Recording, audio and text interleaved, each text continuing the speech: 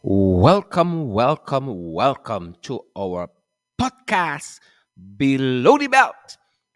Good to have each and every one of you here. You're joining us from the national capital city of Georgetown, Guyana, where we host our international podcast from. We are so privileged to be on another Saturday, another weekend, and we trust that your weekend has started fine wherever you are joining us from today. We hope and we trust that your weekend has started just fine, folks. Good to have so many of you on. How is the weather where you are, and how has the weekend started? We know lots of you are spending time with family and friends. You're catching up on some rest and recuperation, some R&R, some needed distractions. Perhaps you're catching up on some reading, folks. We trust that you're gonna get some me time. Self-care is good. Self-care is important. Mental health these days requires some self-care. It's 26 degrees outside where we are, but weather.com is telling us it feels like 29 degrees outside. It's good weather, folks. It's good weather. And they're telling us, however, there's a 47% chance that it's going to rain today. We hope you guys are going to prepare for that. We always got to prepare for every and any eventuality, folks. As good soldiers out there, folks, we gotta be prepared for anything. And we trust that you guys are great. Hazel Austin, good to see you. Winston Henry is listening to us from East La Penitence. How is there in East La Penitence, Winston? Good to see Raphael. Raphael is here. Raphael is here.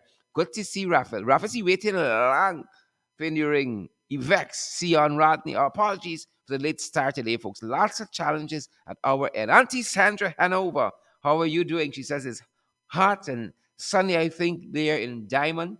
Yvonne McPherson, how are you, Yvonne? And Carl Fordyce, Harriet is telling us, good day to you too, Harriet, Romy Leander, Koana Mingo, good to see all of you fantastic folks. Good to see all you fantastic folks. Alia Waldron. Alia, how you doing? Brenda Braffett. This is Brenda Braffett I see there. Brenda, so good to see each and every one of you guys. Spend some time with yourself this Saturday. You understand me? Get some quiet time and just reflect perhaps on the last week. That's how we intend to do it. That is how we are intending to spend this Saturday and this weekend. Just some quiet time reflecting. We should have the Member of Parliament, Sherwin Holder, stopping by. He's also the chairman of the People's National Congress Reform. He's going to give us an update on what is happening there at Dartmouth on the Essequibo coast. And then we're hoping, really hoping, we have MP Director of Finance should be stopping by as well. Tell us a bit about the preparations for budget 2020 and perhaps a little forecasting. Perhaps a little forecasting in terms of what is being envisioned. We can get anything different. You all feel so? I don't feel we get one damn thing different. The same hardships, same burdens like the last year. They talk a good talk, but when it comes to walking a good walk, planning away, yeah? These guys don't know one goddamn thing about planning big projects. One set of bluff, fluff and bluff, fluff and bluff. If nothing else told us that, the last two budgets are evident of that. Fluff and bluff, bluff and fluff. That's the name of the activity. Fluff and bluff, bluff and fluff. That's what up to. That is what they're up to. That's all they're interested in. That is all these folks are interested in. Fluff and bluff, bluff and fluff. Y'all try there with them. All you try there with them. Y'all understand? Huh? Nothing new and different. We're going to play some of what Papa Jagabat said last night. What Papa Jagabat said that. One set of purgatory. That's all. One set of purgatory and confusion powder. So we want to gauge very, very early from our MP Sherwin Holder what's happening at Dartmouth there on the Essequibo coast. And I think we're going to give him a quick call here from the studio and see what's happening from his end. What's happening? Folks, how are you doing out there? That's important to us too. How you guys are keeping, that's of tremendous importance to us. How are you guys keeping? I'm telling you, from experience, part of preserving your own mental health is some self care. You got to spend some time with yourself, folks. It's not always about other people. They say in the airline industry, the flight attendants do it all too well. Put on your own mask first. Put on your own mask first. Then we're going to attend to other people. Only then can you adequately attend to other people. Let me put on your own mask first, people. Let me put on our own masks. We are attempting to get MP Sherwin Holder. Really want to get an update for you guys on what's happening at Dartmouth on the Essequibo coast. And we spoke just earlier this morning, and I want to get a sense from him directly what is happening there. Folks, how are you doing? Your mental health, dependent on self-care. Gavin Beresford, Raphael Williams, some self-care is quite important. Spend some time on this weekend quiet with yourself, with your own thoughts, looking after your own needs for a change. Sometimes we are always running behind the children, running behind the husband, running behind the wife, and so on. But sometimes it's about you. You gotta be a little selfish, just for a little bit. Sometimes self care, listening to your own self. The blinds and the clothes gonna wash and so on. The kitchen gonna take care of itself and so on. Some little self care. MP Sherwin Holder, do we have you, sir? Hey, good day, Sherrod. Yes, I'm on. A very good day to you as well. And folks listening to us, give us a sense you can hear MP Holder clearly. We want to make sure you're hearing myself and MP Holder crystal clear as we try to get the update as to what is happening at Dartmouth on the Essequibo coast there. The latest regarding the protest of the residents there with this malicious manslaughter charge as against murder charge. Let us know if you're hearing us clearly, and we are going to be right on. I see, is it Kiata or Keita Wilson saying, I see a thumbs up there. I don't know what the thumbs up mean. Idris Williams is listening to us from Antigua. Alison Pearson says she can hear us loud and clear. Good to see each and every one of you. MP Holder, tell us a little bit about what is the action there on the ground in Dartmouth and the Essequibo coast where you are currently. Okay, Sherrod. As you and your viewers might know, the protest is in relation to the murder of Orrin Boston, which occurred a few months ago. I believe it was since in September. And then you had a long period of nothing happening. Then eventually we just learned that the police SWAT unit member of the SWAT unit, he was charged with manslaughter rather than murder, as was expected by the family and all Guyanese that were following the case. Now, that is what really caused the protest to erupt again. And as you know, the police would have successfully cleared the road a few days ago, or a few nights ago, rather. They have since occupied, a joint service team has since occupied the area, occupied Dartmouth, and that over into the neighboring community of Westbury. Two communities go as one in some regard. They're closely linked and closely knitted in terms of family. Now, what has been happening over the last few nights especially were the police, in my view, irritating the residents and probing a response from them, in my view, and in the view of the residents of Dartmouth and Westbury.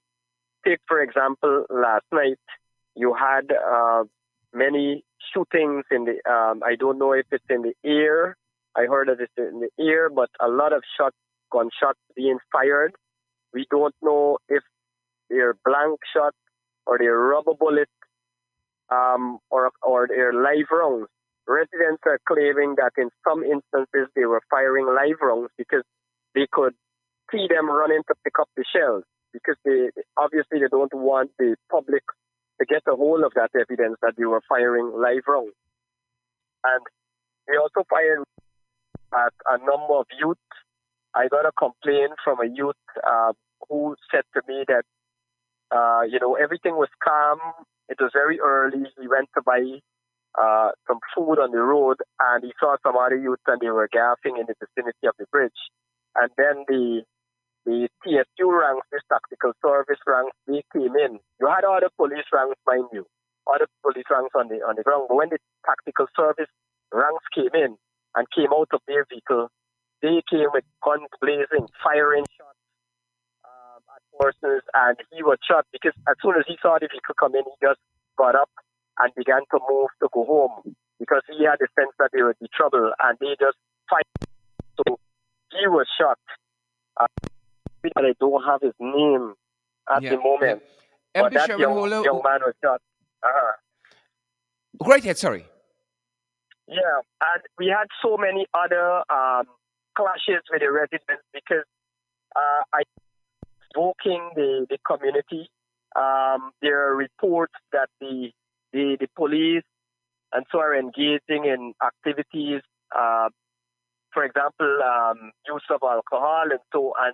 So I don't know if that is influencing their judgment or if it's a case where they're getting instructions from the top. The TSU unit seem to be instruction body way up in the hierarchy because when you speak with the leadership, the police force leadership in the region, you don't get a sense that they have a real handle on what is happening, but rather you have someone in Georgetown commanding, especially the TSU rank. Now, we had some serious incidents last night where they went house to house in Westbury. I don't know what is the reason, but they kicked open a few doors. They assaulted a woman, I know, an elderly woman. They assaulted that woman, and they assaulted her son, who, by the way, completed a surgery just a little while back, and he was in his bed, and the gun butted him after he tried to defend his mother, and was asking about warrants and why they would barge into his home. I also understand that they have him arrested, they have him at the lockups, and they're not saying anything really to the family with regards to what he did. Now, I understand that they used a minor, a young child, probably no more than 10 years of age. Initially they tried to throw him into the vehicle with others, but then someone told them that this is a minor, they can't do it. So what they proceeded to do, they had him by the neck, hold him at the back of his neck, and they had him moving through the community and pointing to who was on the road or who may have committed some type of offense in their view. And so they had this little boy guiding them to Wow. whichever house. And Wow. so they would kick open the door and they would assault the family, assault the residents here. There are a few videos like social media, but very limited videos. I'm told in one house, the same house where they somebody that did the surgery really got butted him and assaulted the mother. Someone in the home, a woman, tried to video them. I don't know if it's the guy's wife but it's a female, was videoing them, and they broke her phone. They took it away and they smashed it. And so I am on my way to Region 2. As the regional rep here, I'm going to reach with the community to get for the information on the matter. But it's like a war zone there. It's similar to Yep, what yep. I was would have coming to happened that. in Buxton. Yep. MP Holder, I was coming there because we heard that characterization. The more folks we talked on the ground there, we're hearing that characterization. It's like a war zone. MP Holder, we have some of the audio from an incident last evening where I think police were trying to arrest someone there. I want to play it for our listeners and ask that Yeah. you expand on it for us or put it into context at the end of it. Okay.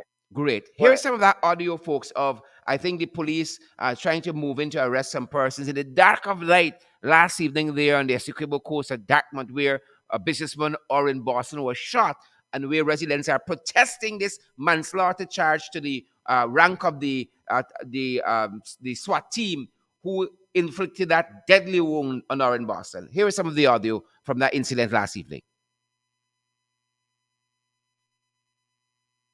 So much happening on the ground there. So much. So much happening as we hold for the audio. And we're going to pray for this country, folks.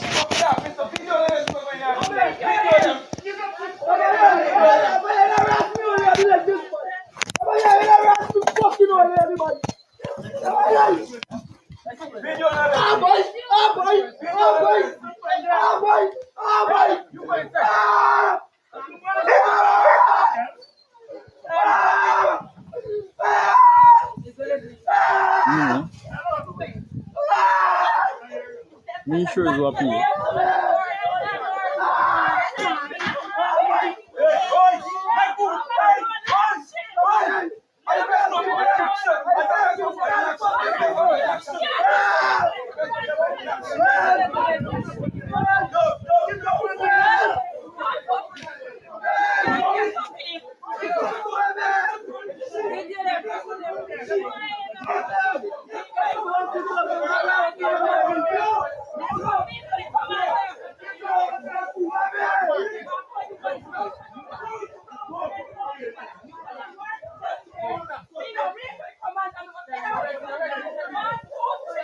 Is who? Marco?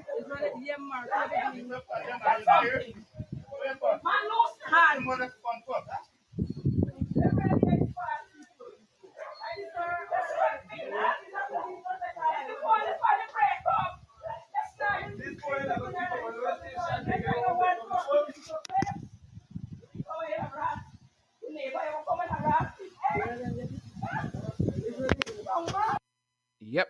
Folks, this is stuff you wouldn't hear on NCN, you wouldn't see on Department of Public Information, you wouldn't see on the National Communication Network. You wouldn't hear about that in Chronicle and some of the other publications.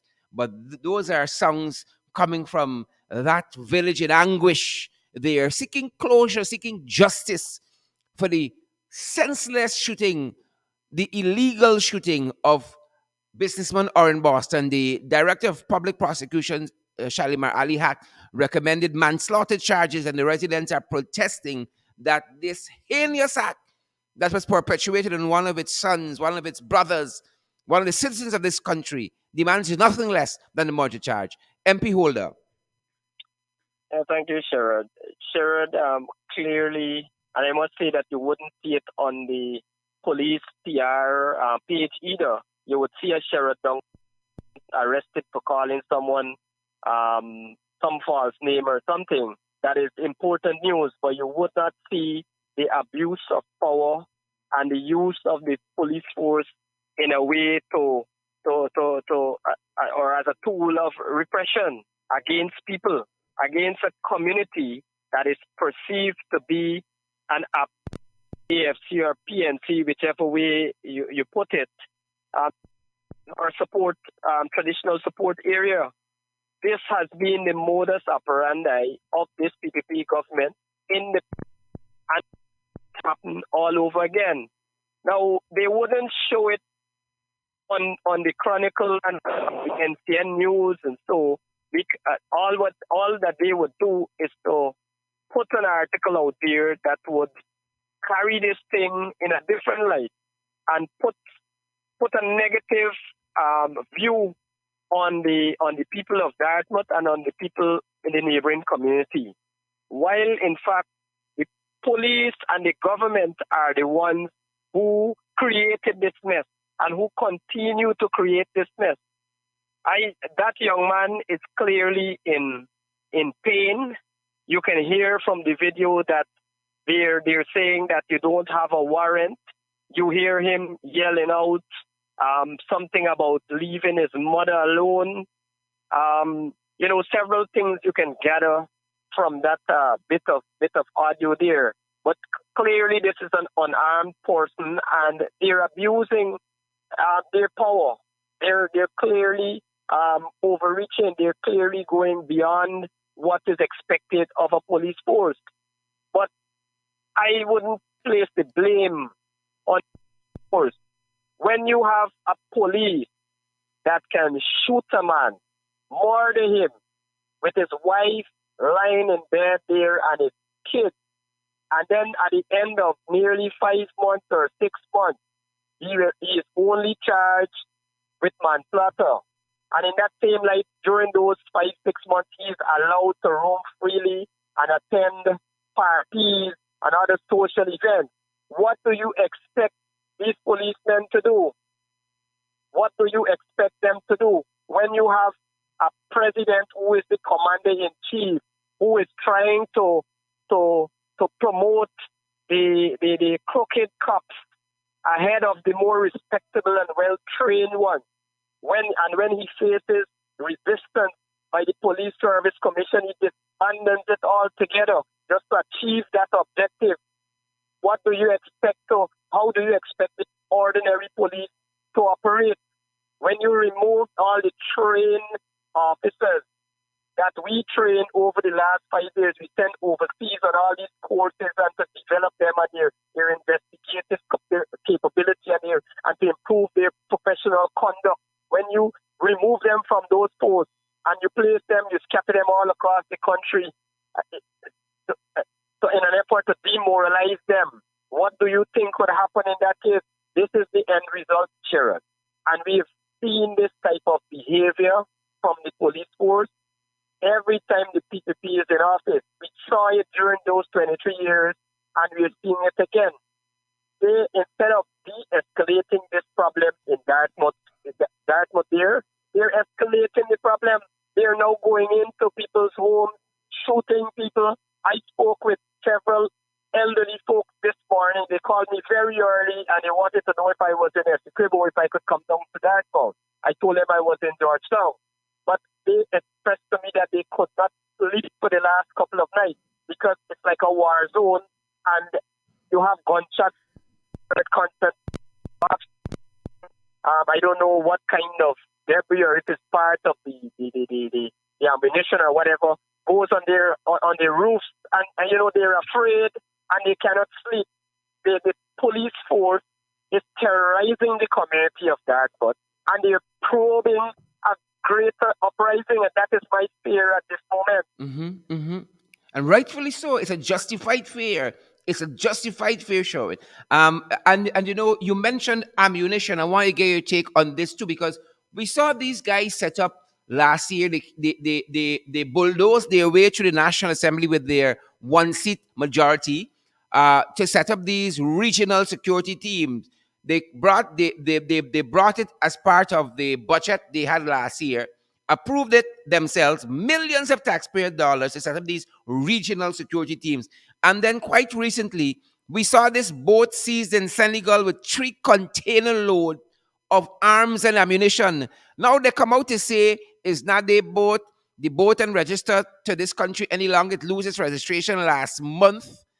Amanzo Walton, our Foreign Affairs Shadow Minister, said to us just yesterday that in these circumstances, a boat of that nature does not automatically lose registration just because the registration on paper has lapsed. They said once the boat is out at sea, there's a 12-month period, and spelled out for us step by step how this stuff works. The PPP lying through the teeth about this arms and ammunition story. Maybe some of those arms and ammunition finding their way to the SWAT team and other places. Who knows? MP Sherwin Holder, chairperson of the PNCR. Sharon, take for example your car or your Jeep or whatever you have. You lapse with the registration. Is it not that I had a registered vehicle? Does it lose that? These people, I don't know. They take Guyanese for granted, or they think that we're just dumb and we're a bunch of idiots. They insult the intelligence of the Guyanese public. And you always see once they have an interest to protect, they go on the defensive. Why not say, yes, this boat was registered to Guyana for so time and we have to investigate, and this is a serious matter. 2 containers of mission is by no means, that is quite significant. That is one of the largest ammunition busts, and we continue to see these type of activities under a PPP government, and they always go on the offensive. We've seen the largest drug bust as soon as in the entire world Yep, yep, in yep, history yep. under this PPP government and covered overseas. We've seen one of the other largest, I don't know where it stands, but certainly world class bus. Another bus after that, months after that, at Guyana. You and I both know that drugs and guns go together. You and I both know that the PPP administration, whenever they are in government, these drug lords can raise their heads. They are allowed to operate unhindered. They're even at some point they're given protection by the state and the armed forces. We know this. This is the history of our country under this PPP government. So I wasn't surprised by any bit by their statement. You would have expected a Robeson Ben, the security minister, to come and face the nation and say what exactly is going on. You would have expected that one Echil, who has the responsibility, who Marat comes under his ministry, you would have expected him also to be making a statement. But no, they will not. They will allow the public servants, people ranked within the arms of government, to make the statement, and so they should be criticized. So they take the public now is expected to criticize Marad rather than criticize the PPP government. It's a dire situation, and it is quite sad to see the situation there at Dartmouth and the Essequibo coast, spiral out of control almost. And then these guys are going to come and they're going to try to tell us and bamboozle and hoodwink us. Oh, we care. We care. But when it really matters, is brute force and ignorance.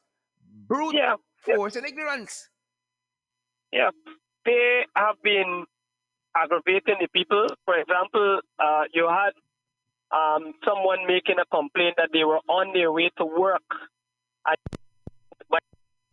and harassed and talked and all type of things because they spoke for their right. They're going to work and they don't think that they should be treated in that manner. They were not a part of any protest or anything.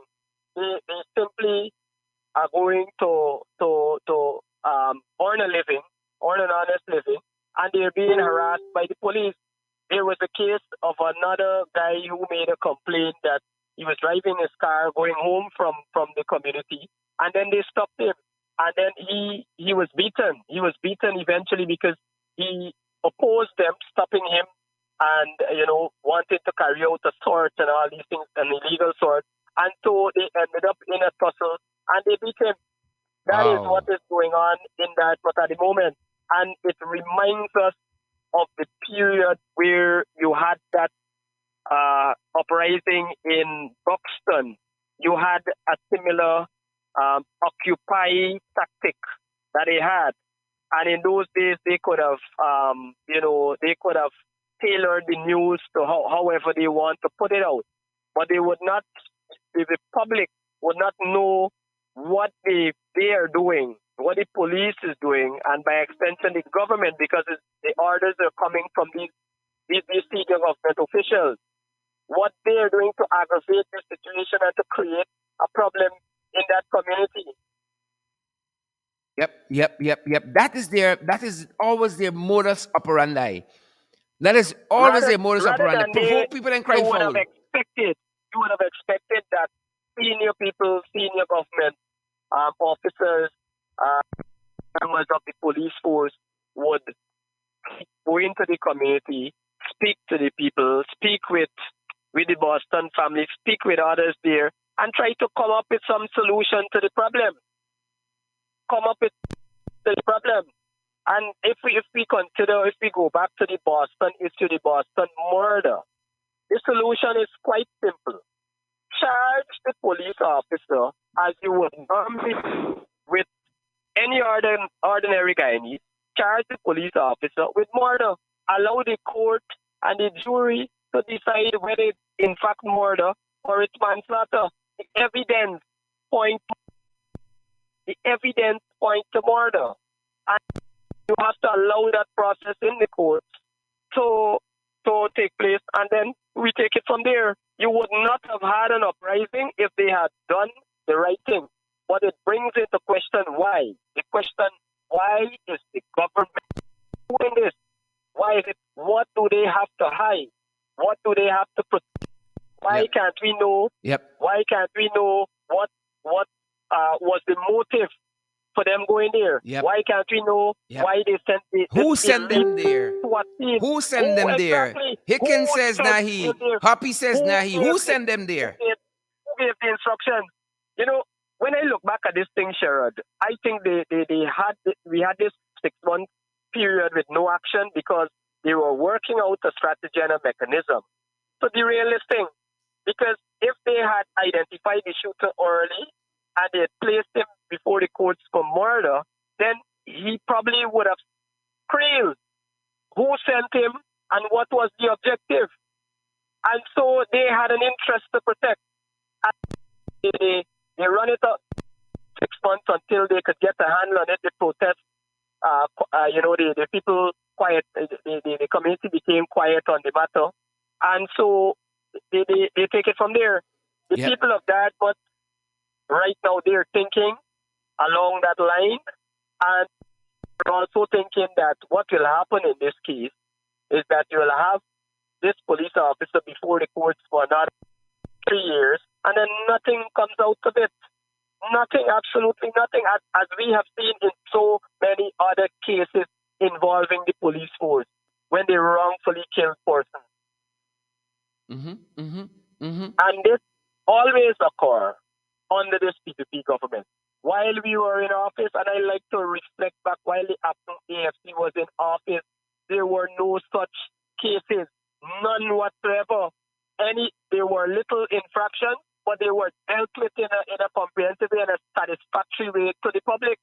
And so you hadn't this kind of uprising, you hadn't this kind of abuse of power from the police force, because they were allowed to function independently of political influence. But you have a government now that is bent on controlling every act of the people's lives in this country. And so what better way to do it than to use the armed forces to achieve their agenda? Yep. Member Parliament Kemraj Ramjit and a little bit of the Alliance for Change calls it control freakism. Yes, exactly. The PVP, that's who they are. That's who they are. They are not about, the AFC administration tried to decentralize power. For example, in the local democratic organs, we give power to the people. We included let out an olive branch to the PVP government so that they can sit on these boards all across the country, these different agencies. They could have been a part of it. But adversely now you see a PVP government that has locked out the opposition that represents in parliament half of this country or more. They locked us out, and they want to just have a dictatorship running, a one-party rule. And mind you, it's based on the numbers given to them by GCOM. It's a one-seat majority that they have. Yep. Operating as though the 49% of the people that GCOM gave to the opposition don't have a voice. And once you pretend that 49% of the nation don't have a voice, you're in for big trouble. You are in for big trouble. And you will only have yourselves to be blamed for it. Yep. And so, yes, go ahead, sir. No, I was going to add there that these guys walking around as though they got a victory like Mayor Motley in Barbados. That's how they walk around with their chest in the air, as though they clean up everything. That's what they're doing. Exactly. They have one seat more that was given to them. One seat under questionable vote. And I would maintain that the elections were questionable, and they're sitting there on questionable votes. And so you would expect that they would tread lightly, they would extend an arm to the opposition and involve civil society in the decisions. And it takes me to that other point in Parliament. Some people frowned, some of the elitists especially frowned on MPs taking the bait. But we had to stand up on the side of the people. They failed to listen to the views of the civil society. In fact, Jack Dio said that, I can't remember what he was referring to, but he said something along the line that the people vote for PVP, the people didn't vote for the opposition, which is madness, which is absolute madness. And so we had to, Parliament, we had to stand up because they were about to use their one-seat majority to just disregard the voices, the masses.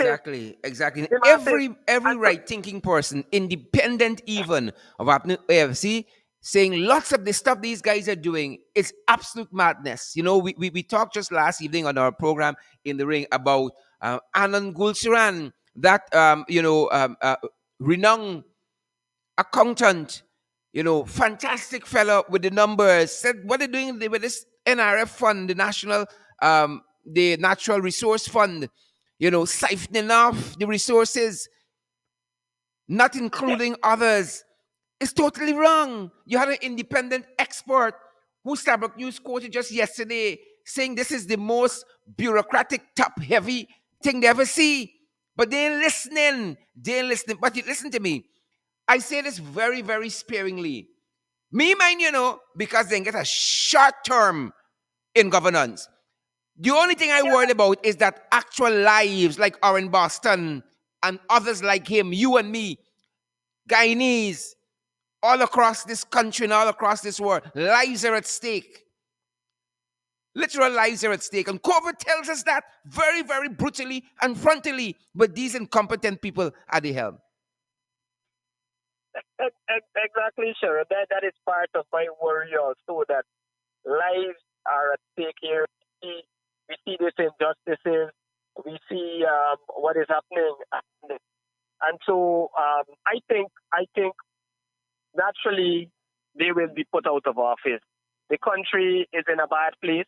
I think every right-thinking Guyanese acknowledges that, and I believe when we get to the next poll, they will be faced with the anger of this society. I am confident of that.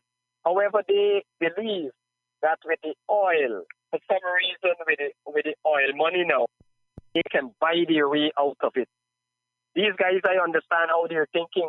Once they have a one-seat majority, they think that they can dominate and control. So that is all that it takes. So they think that they can buy at least a seat. If they can buy a seat with this oil money, that could get them over the line. But I think they're misinformed. I think they're disconnected from what is actually happening on the ground and what people are saying. People are hurting. The economy is in a bad state. Notwithstanding oil and all these hamper sharing and all these things that are happening. People, at the end of the month and at the end of the week, people still have to go and find money to buy these basic things, and they have to do it. And so, and these handouts, while they're good, they really can't form that. They really can't be a long-term strategy. Because, for example, you gotta come every month. You gotta come every week. That's the only way that will work out. So they are I don't know, they are confused, I think, and they're misguided. They're disconnected from the people, and I think they will pay a heavy price at the next poll.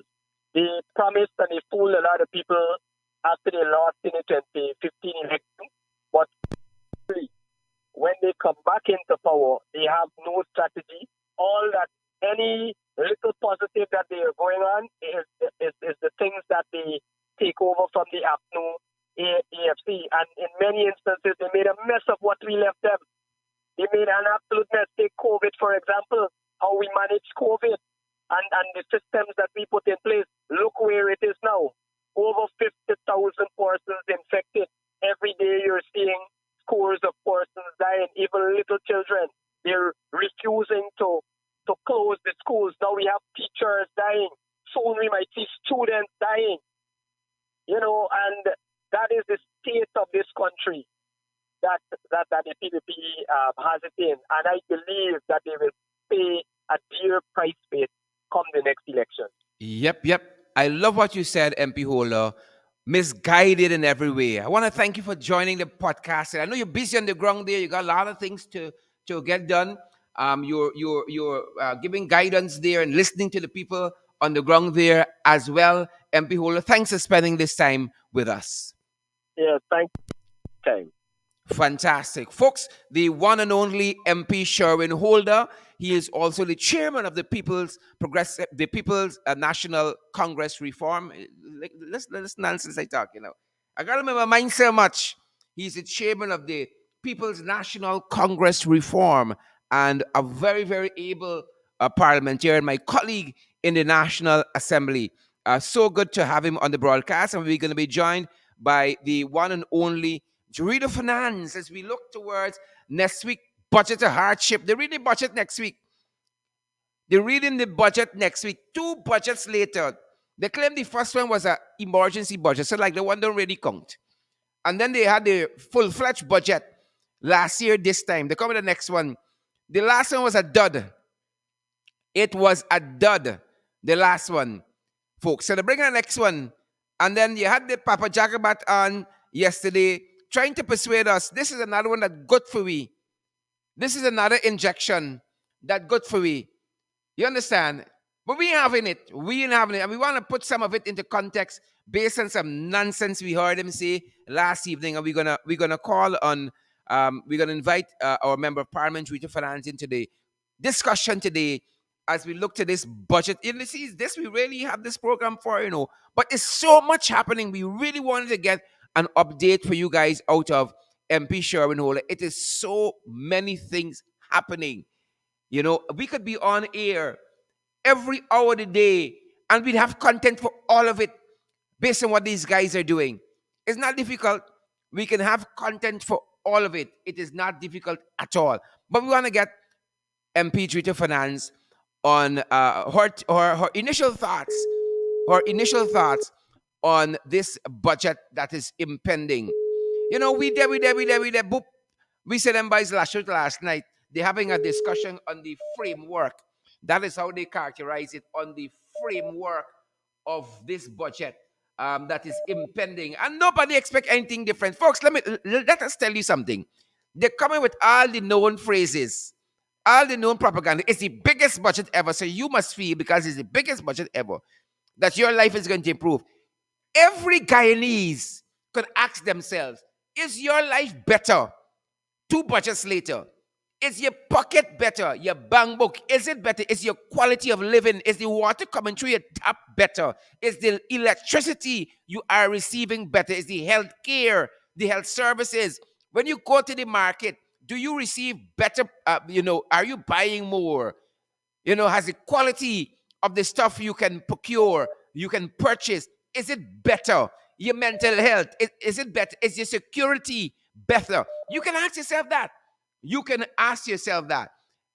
Folks, I'm very, very privileged, as usual, to have with us the woman who covers this aspect of governance in the National Assembly for us is the shadow Minister for Finance, the one and only Jorita Finance. Jorita, we know it's a busy Saturday at your end.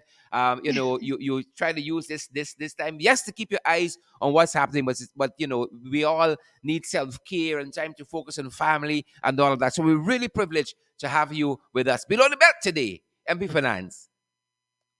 Good afternoon, Sharon. Good afternoon to all your viewers. There's not much self-care that you can do when you're a member of parliament, especially a member of parliament for the opposition. There's so much that we need to get done every single day. There's hardly any time for us to do anything else than to be getting the facts and seeing what best we can do to support and protect the people of this country. I know you for one, Sharon, you're on Saturday now, so that says a lot as to how much self-care you can get done. It's Yeah, true. we are compelled to be on every day because it's so much happening. And by the time you get to Monday, it's a limited time to get all the information to Yeah. people. And then, some stuff tends to fall through the crack. And even on the days we're on, we now have to have additional programming because it's so much. I was just telling our Yeah. listeners around the world that we can be on every day of the week, and you have content to fill it every hour of the day. You have content You to, don't to, have to to fill. go looking for it. You don't have to look for it. It's just there all over. It is the country is in chaos, and that is the truth. Persons are starving. The country is in chaos. We see absolutely no light at the end of the tunnel. We're filled with darkness, and very literally also blackout left, right, and center. Water shortages all over, basic necessities that persons on your family need to survive, light, water, those things are lacking in homes right now. So that is the state we're in the cooperative oil producing republic of Guyana. Yep, yep, yep, yep, yep. So Papa Jagabat was out there last night spewing the lies, the web of lies, a woven web of lies. I listen to him and I say, Guyanese who don't know the facts, who don't keep abreast with current affairs, but listen to them and think, this is true, it's one pack of lie after the next. And they never go before a press conference where reporters like Aubrey Norton did yesterday, leader of the People's National Congress Reform, can put questions to them. They bring some reporter who can just, give the little platitudes and so on. And it's a monologue. They do all of the talking. No real interrogation of what they're saying. I want to Hmm. play for our listeners some of what was said last evening. And MP, you can join in and put things into context. This is some of what was said on here last evening. Take a listen. Many meetings and not much publicity, and that's why I couldn't meet a lot with anyone, like do much public engagements. But we've been getting those things done. In the COVID environment that we were existing in, are you satisfied then with the work government is putting at this stage? Yes, well, the way I assess things is that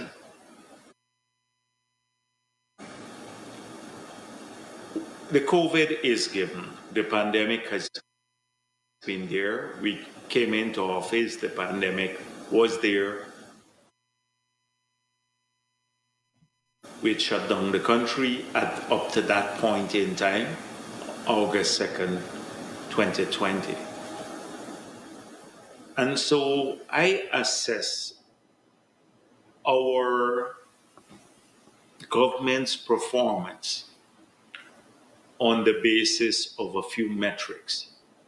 The first issue had to do with how did we manage the COVID situation compared with other countries, because it's hard to compare with ourselves. And so we took an early decision that we could not continue the lockdown that the country had been forced into in up to August, that we had to balance addressing the COVID with opening up the economy. And I think from both perspectives, so let's look at balance. How do we address the COVID? We had to quickly build up a capability for testing and for dealing with cases in the ICU, which we did. We didn't have beds, there was no oxygen, all of that, no testing kits, no capability of testing. Today, we have a national capability to do thousands of tests per day. And I'm telling you, PCR, not the antigen test. We now have several beds now that can handle ICU patients. We can handle maybe 30, 45 persons in ICU. So let's just take that bit. Let's just take that bit to beginners. Here lies here now. first thing, first thing, I want you all to know all of these pauses you're hearing. This is the broadcast. This is NCN can do one proper broadcast. In 2022, NCN seem to have gone back. So let me just start there. All of these pauses is NCN's feed. Pause, pause, pause, pause, pause. A whole network where people are being paid millions of dollars per month to do this work. And I don't know, it's friends and family there. PvP friends and family apparently is not technical professionals at NCN any longer. Lots of people have resigned.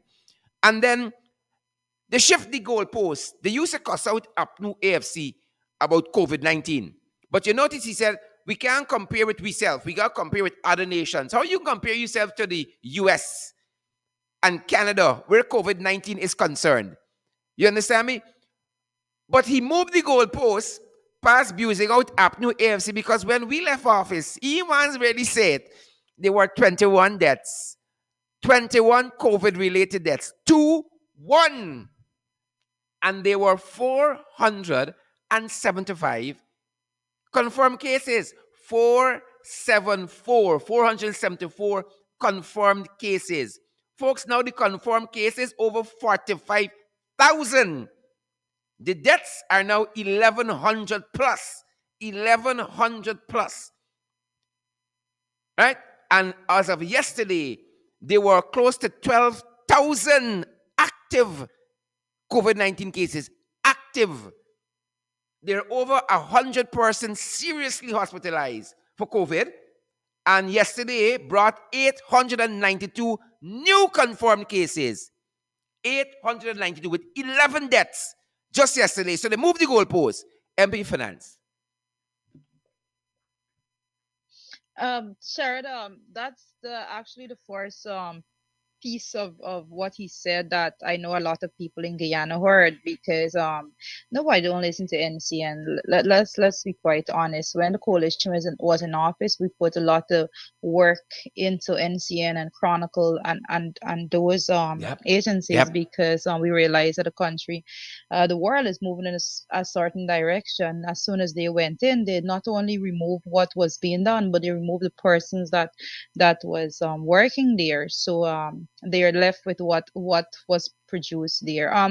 Back to what he said about how I think that's the only part of it that you've played is the first thing he said. He measures it by these little factors, and it is crazy for me to even listen to him saying how they manage the COVID situation because that is the absolute worst that they have done thus far since in office. They are responsible for the loss of lives of over 1,000 persons since they went into office. If I'm to be exact, they're responsible for the loss of 1,101 lives since they went into office. That is how they manage the COVID situation. And he's correct.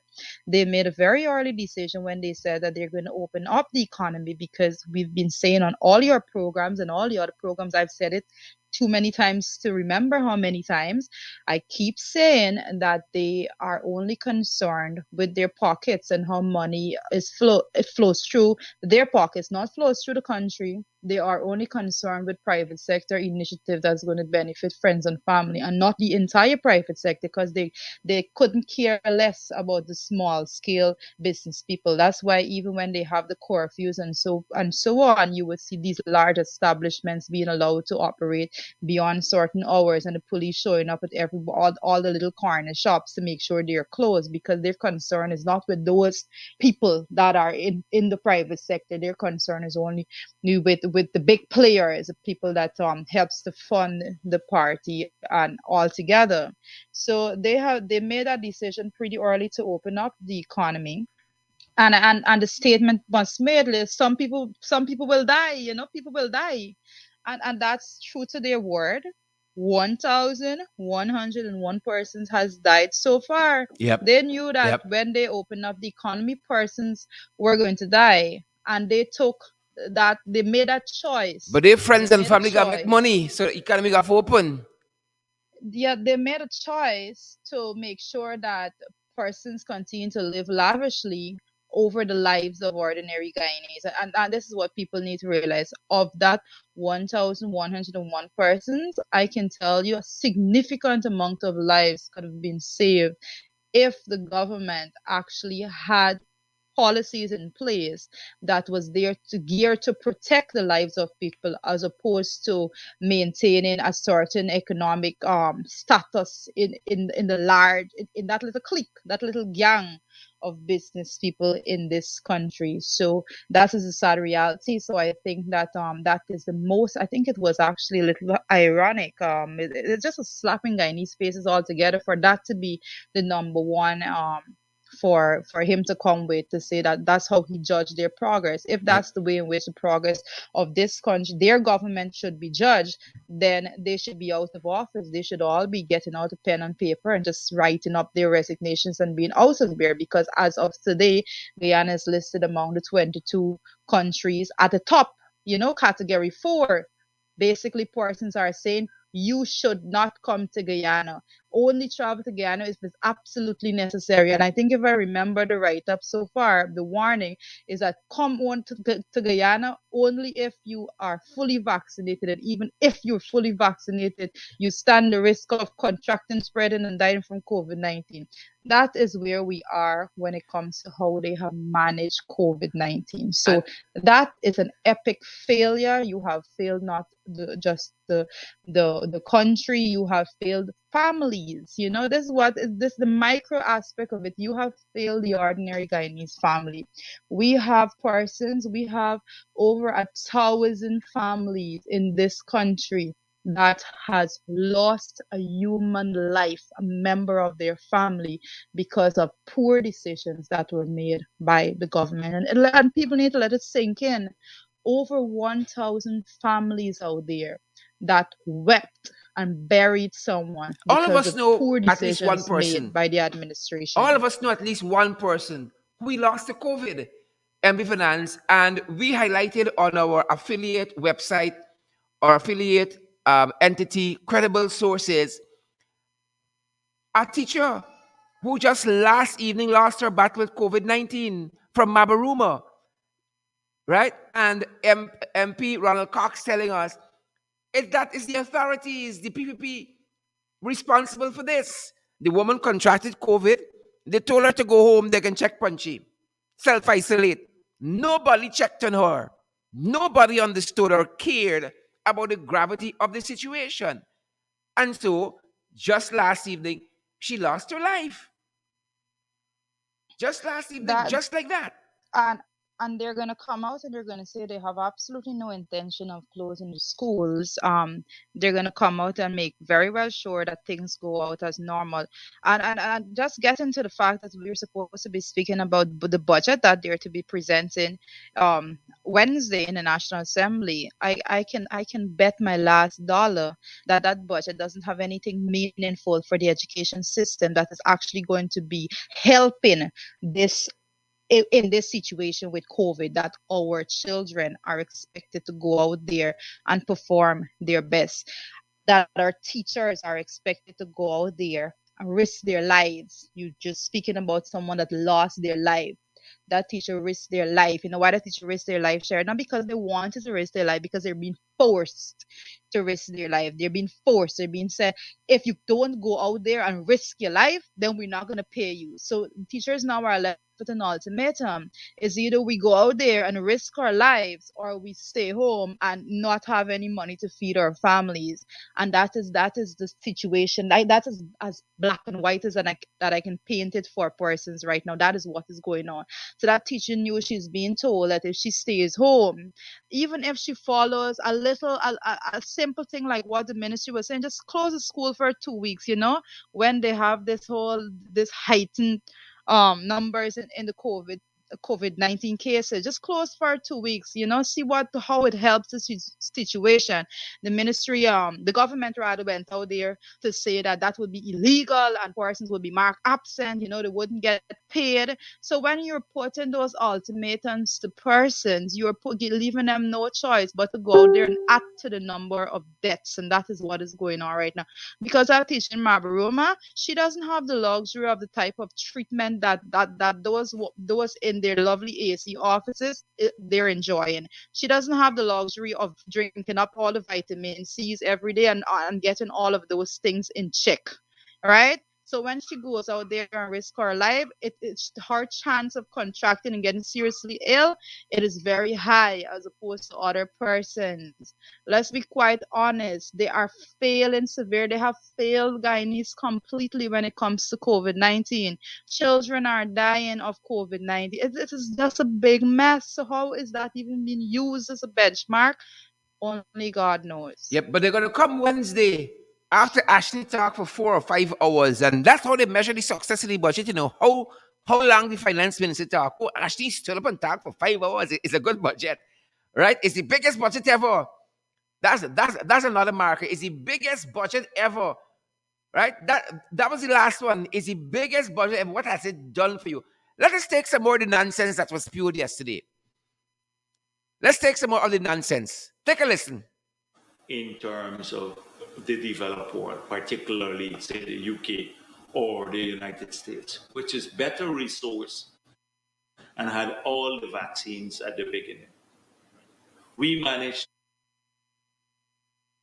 to get about 70% of our people with at least one dose of the vaccine. We're one of the countries that have had a successful vaccination campaign. And I believe our numbers compared to Trinidad and Tobago are low, very low, because we have right at the beginning, we said WHO or no WHO approved vaccine. Wow. If it's safe and people are using it, we're buying it and giving it to our people. And our people luckily have went forward, they took the vaccines, and many of them are safer today because of that. So I think we have fared as well as we could in such circumstances. We didn't, and then on opening up the economy, too many people were hurting. They were losing jobs. And so look at those countries that have gone into major economic slumps because of COVID. We did not. We managed to get more people working. So if you ask me, are more people working today than when we came into office? The answer is yes. Have we generated more jobs now today, or are we generating more jobs, and have we generated more jobs from August 2nd? The answer is a bold yes, significantly more. Do we have greater disposable income today than in that period? The answer is yes. Are people paying less taxes now than they were paying on August 2nd, 2020? The answer is yes. $40 billion less per year in tax. So let's just take some more of that. The lies. It's the boldness. It's the boldness for me. It's the boldness. Don't let me talk about the rising cost of living. Don't let me talk about borrow costs. Don't let me talk about bread costs. Last night I stopped to buy 2 bags of tennis roll and a loaf of bread. When the woman told me it's $900, I shocked. I said, "You certain? You certain?" 2 bags of Bakewell bread. A bag of bakery bread was $200. That's 4 and $300. When the woman said 900, I said, "What?" She said, "Bread gone up, mister." Don't let me talk about that. More disposable income. You understand me? Them boys stopped doing PCR tests the other day. Them are talking about that. You hear madness here? MP. as we wrap up. MP Finance. Did I lose MP Finance? Yeah, sure. You know, your program is actually too short to deal with all of this, because as you brought that piece up, I immediately was going to pull up the actual And statistics, notice, because I don't. no disrespect to the gentleman conducting the interview. He never intervenes, you know. He never says but. But he can't bring up anything. You want him to be fired, Well, Sherrod. The only thing the PPP does is fire people. Once you go against anything that they said, man they said they they fire create you. more That is what jobs it in the is. pandemic than Apnu FC, man.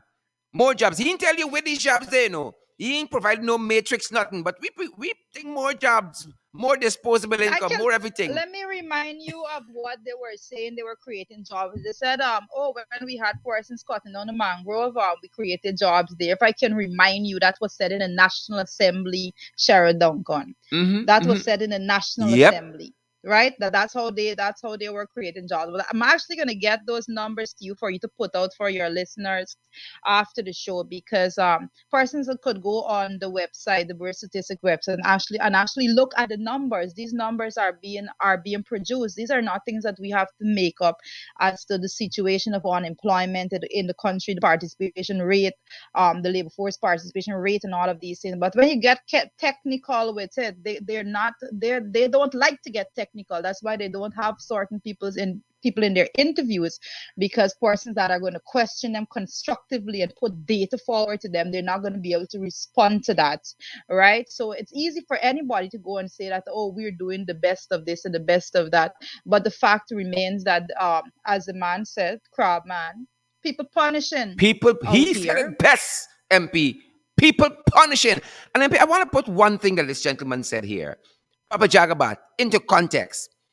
They give 7% increase to public servants 2 years into, well, two budgets into their tenure. Two budgets into their tenure, 7%. So it's 3 point something each budget. But the cost of living, the requisite agency told us, went up by 14%, inflation by Mm, 5.4, close to 6% inflation. So you're spending mm. more than that 7% can brace you. But he ain't talking about that, you know. Guy needs y'all understand what happening. MP Finance. Pay propaganda. One of the things, let's put it like this, Sherrod.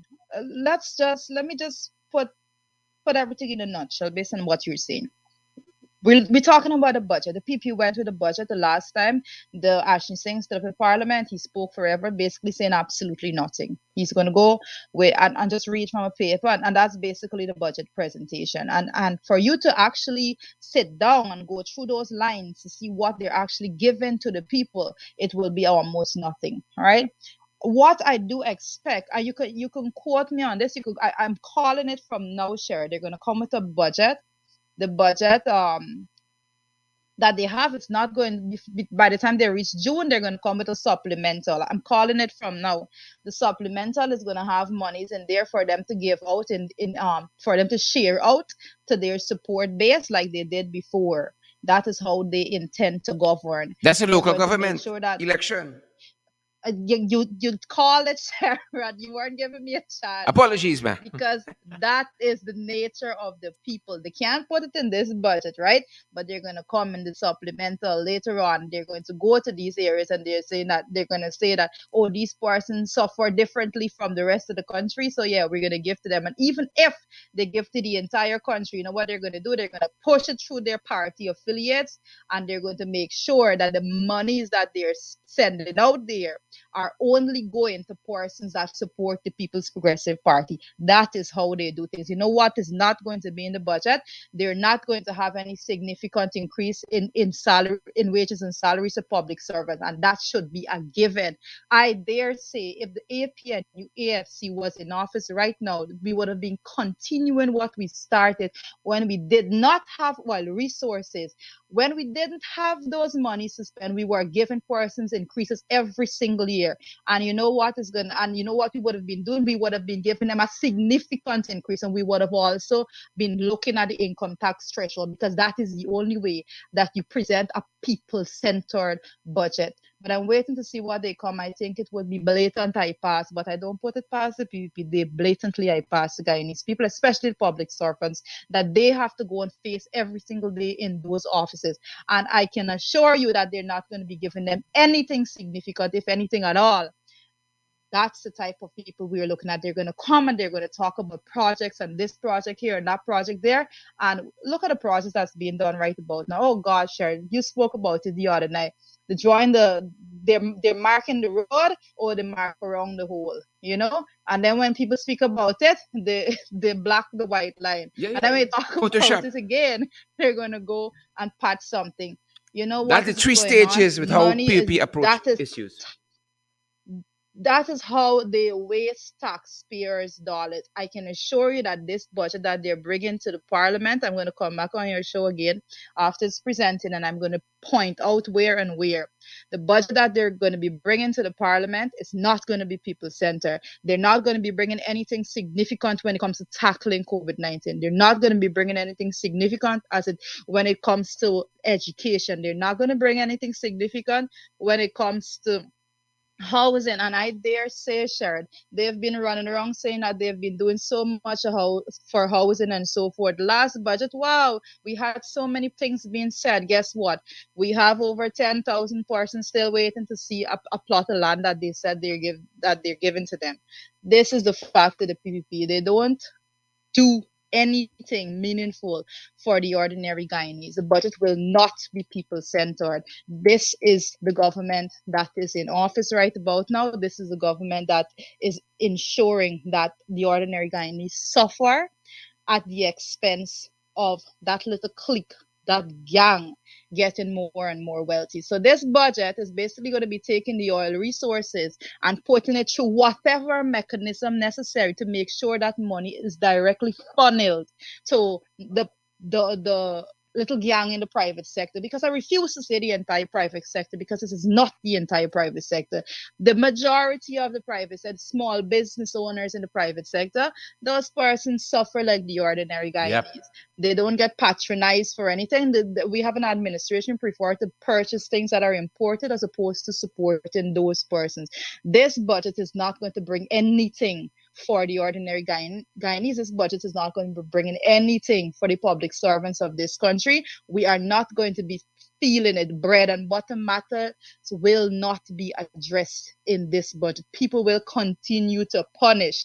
And mid-year, I dare say, they're going to come to the parliament with a supplemental, and they're going to say they need money to go out and give this and this grant all over the place. You know why? Because we will be going to a local government election. This is the people that we're dealing with, and I expect to see absolutely no change. The budget is going to become, and you know what they're going to say? You can quote me on this again. They're going to say, oh, when we do this for the business community, they will be empowered, and they will be hiring persons, and they'll be paying these people, and the money will trickle down. I can assure you that is the policy that they're coming with again, because those are the policies that they have been coming with, trickle down economic policies.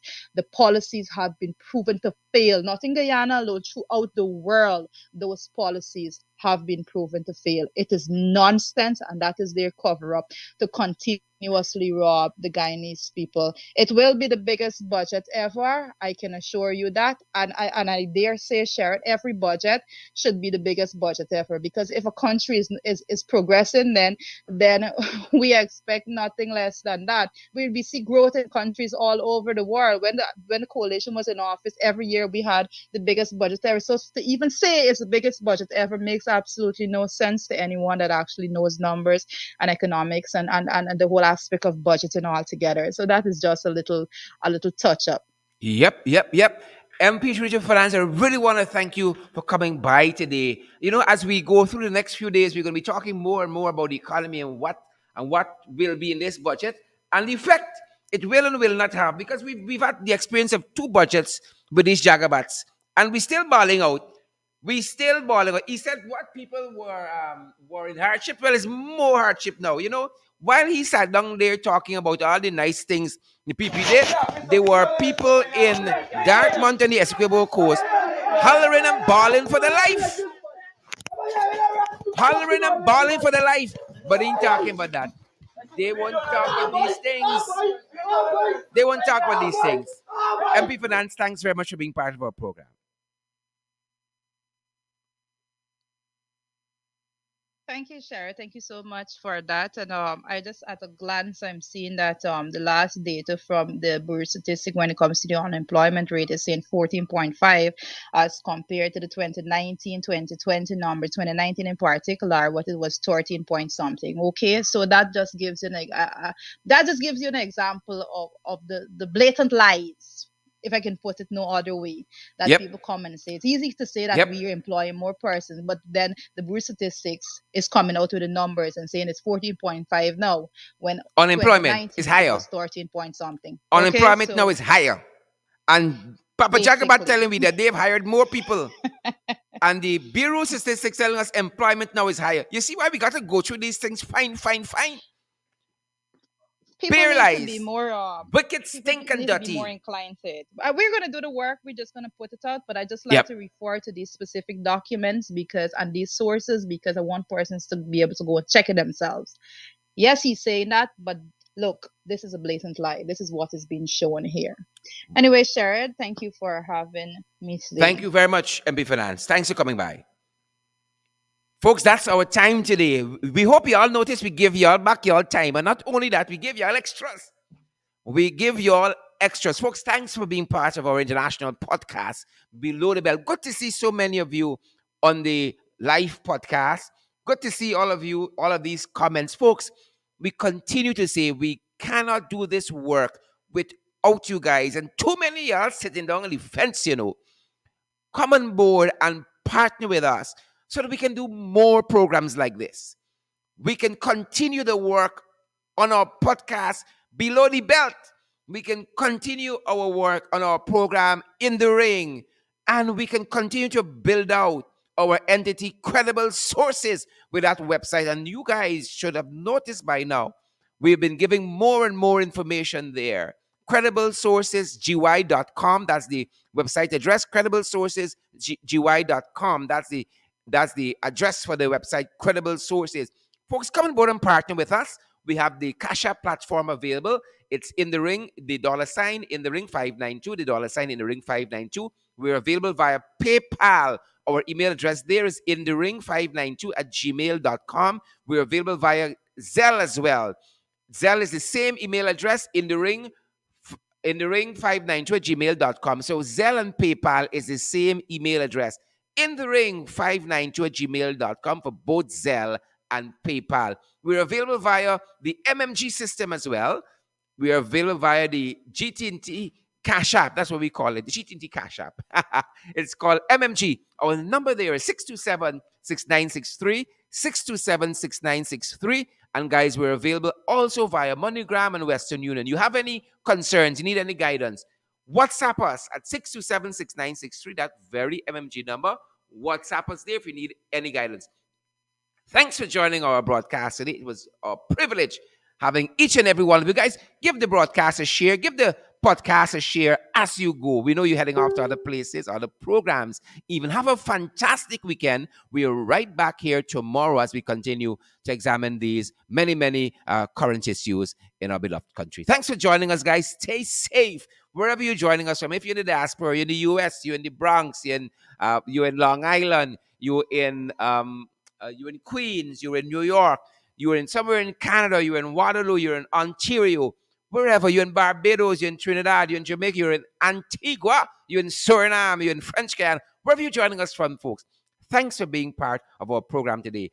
Please ensure you share the podcast before you go. And also, we want to see those emojis too. We want other folks to get the benefit of the information you have received today. And that is why we always ask you guys to share the broadcast for us. Thanks for doing that, folks. Have a fantastic weekend. We're going to see you back tomorrow. Same time, same place for the international podcast, Below the Belt. Thanks for being such a gracious audience. Thank you, folks. Stay well. Self-care. Get some self-care this weekend, folks. Stay safe. Stay safe. Thanks for joining us, folks. We couldn't ask for a better audience than you fantastic, beautiful people. Honestly, we could not ask you guys for a better audience at all, at all, at all, at all. And so we are encouraging each and every one of you. Take some self-care time this weekend and be gentle with yourselves. Take care. Stay safe. I said stay safe. And you all share the damn live stream, share the podcast, and smash that emoji button as well. Stay safe. We love you, folks. Stay safe.